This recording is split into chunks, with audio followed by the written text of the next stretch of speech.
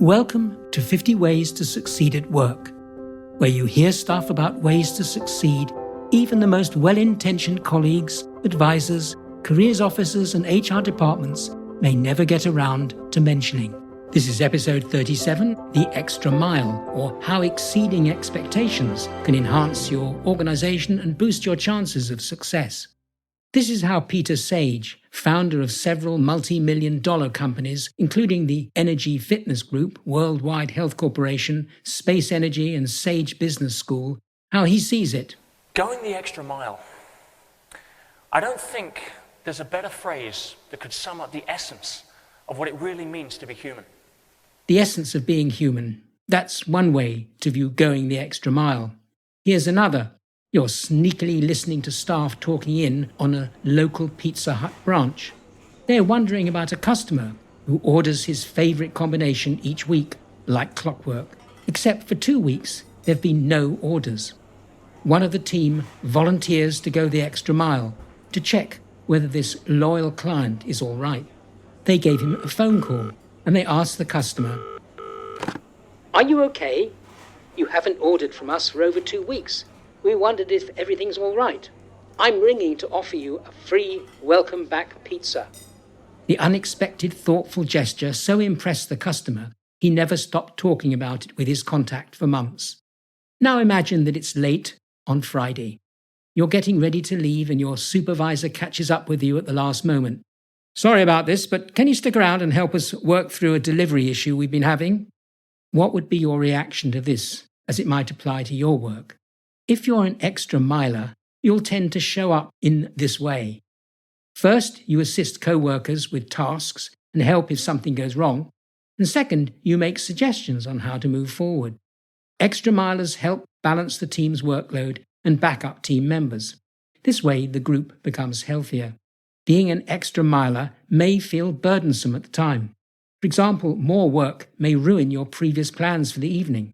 In extreme cases, it may even upset holiday arrangements. Yet these add-ons could be good for you. They provide a showcase to demonstrate extra effort and commitment. The result can boost your chances of long-term success. Going beyond their basic job description is a source of pride for many people at work. Senior people, for example, prefer giving tasks and responsibilities to committed people who win favor through high work standards. Your employer pays you not just to turn up at work, though sometimes it may feel like that. Organizations worth working for will demand more than your mere presence. They need people committed to the values of the organization, which means people going the extra mile. Yet, no matter how motivated you are, you can still run out of emotional energy. You could face an uncomfortable conflict between work and family, and when that occurs, doing too much discretionary work can even be damaging. There's also an emerging trend called the quiet quitter, a new generation, maybe just like you, who just do enough to get by and clock off when they've done their contracted hours. Being a quiet quitter can make perfect sense. Work targets are constantly stretched, work is more intense, and young employees are pushing back on this pressure. So there's a dark side to discretionary work that goes beyond the formal requirements of the job. For example, you may not achieve the gains you expect unless you focus on actual work performance. Going the extra mile for the wrong reasons may cause you grief. For instance, if you feel driven to do it to enhance your image rather than for the organization's benefit. Research shows that employees spending time on discretionary work may receive smaller increases in salary and fewer promotions than those who focus more on task performance. So while going the extra mile is an opportunity, make sure it doesn't become a threat. You always need to assess the extra mile possibilities and consider, is it worth it?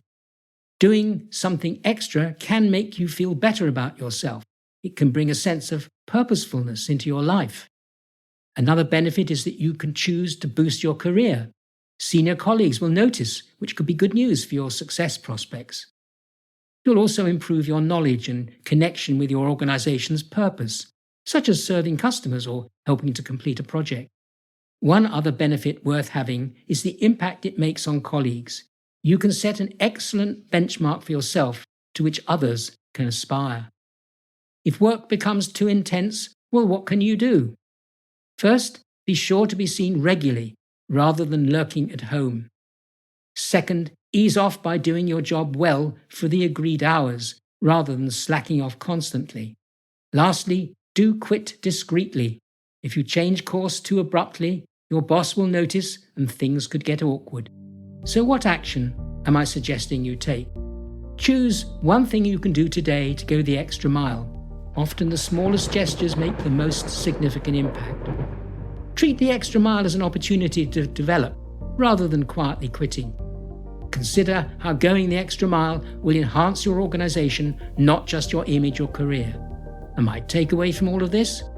Seek opportunities to go the extra mile while keeping in perspective your work intensity. Retain a laser focus on your primary task.